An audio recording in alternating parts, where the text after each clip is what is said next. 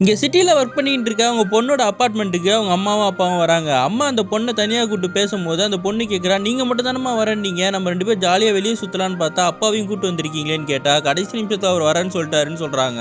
அவங்க அம்மாவும் ஆசையா பொண்ணுகிட்ட நாளைக்கு எங்க போறோம்ன்னு கேட்குறாங்க. அப்ப அவங்க ஹஸ்பண்ட் குறுக்க வந்து, "நாளைக்கு என் தங்கச்சி வீட்டுக்கு போறோம். வேற எங்கேயும் இல்லன்னும்போது, நான் போட்டிங் போலான்னு ஆசையா இருந்தேங்கன்னு" சொன்னா, "போட்டிங்லாம் எப்ப வேணா போய்க்கலாம். என் தங்கச்சி வீட்டுக்கு போலான்னு" சொல்லி அதட்டுறாரு. இத கேட்ட உடனே அவங்க அம்மாவுக்கு ரொம்ப கஷ்டமாயிடுது. அன்னைக்கு நைட்டு கதவு தொறந்திருக்க மாரி இந்த பொண்ணுக்கு தெரியுது. என்னன்னு மாடிக்கு போய் பார்த்தா அவங்க அம்மா தனியா நின்னு அழுதுகிட்டு இருக்காங்க. "என்னம்மா ஆச்சுன்னு?" கேட்டா, "எனக்கு உங்க அப்பா கூட வாழவே பிடிக்கல. இத்தனை வருஷமா அவருக்கு பிடிச்ச மாரி தான் நான் வாழ்ந்தேன். இப்போ கூட எனக்கு பிடிச்ச விஷயத்த அவர் பண்ணவே விட மாட்டேங்கிறாரு. எனக்கு ரொம்ப கஷ்டமா இருக்கு.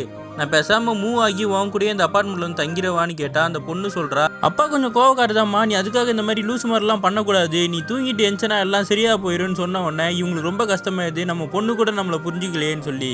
அடுத்த நாள் எல்லாரும் சேர்ந்து அந்த சொந்தக்காரங்க வீட்டுக்கு போறாங்க. சரி கொஞ்ச நேரம் தானே இருந்துட்டு போட்டிங் போயிடலாம்னு சொல்லி அவங்க அம்மாவும் அவங்க பொண்ணும் கேட்டா, "போட்டிங்லாம் ஒன்றும் போக தேவையில்ல. அப்புறமா போய்க்கலாம். என் தங்கச்சி வீட்டில் நீ நல்லா சாப்பிட்டு இருப்போன்னு" சொல்லி அப்பயும் அவங்க அம்மாவை கஷ்டப்படுத்துறாங்க. போயிட்டு வந்த அடுத்த நாளே அவங்க அம்மாவை அப்பார்ட்மெண்ட்ல காணோம். அந்த பொண்ணும் அவங்க புருஷனும் தேடி பார்க்குறாங்க. எங்கன்னே தெரியல. ஃபோன் போட்டாலும் போக மாட்டேங்குது. என்னன்னு பார்த்தா அவங்க என்ன பண்ணியிருப்பாங்கன்னா, ஆசை தீர ஷாப்பிங் போய் ஒரு செருப்பை வாங்கி போட்டுட்டு ஒரு இடத்துல இருந்து அவங்க பொண்ணுக்கு ஃபோன் பண்ணி, "எனக்கு சப்போர்ட் தான் பண்ணல. எனக்கு கம்பெனியாவது குடுன்னு" கேட்குறாங்க. என்னன்னா கடைசியா அவங்க ஆசைப்பட்ட போட்டிங்ல உட்காந்துருப்பாங்க. அவங்க பொண்ணு அந்த இடத்துக்கு வந்து பக்கத்துல உட்காந்துக்கிட்டு, "என்ன மன்னிச்சிருமான்னு" கேட்குறா. அவங்க காதுலயே வாங்காம, நமக்கு பிடிச்ச விஷயத்த நம்ம தான் பண்ணிக்கணுன்ற மாதிரி உட்காந்துட்டு இருக்காங்க.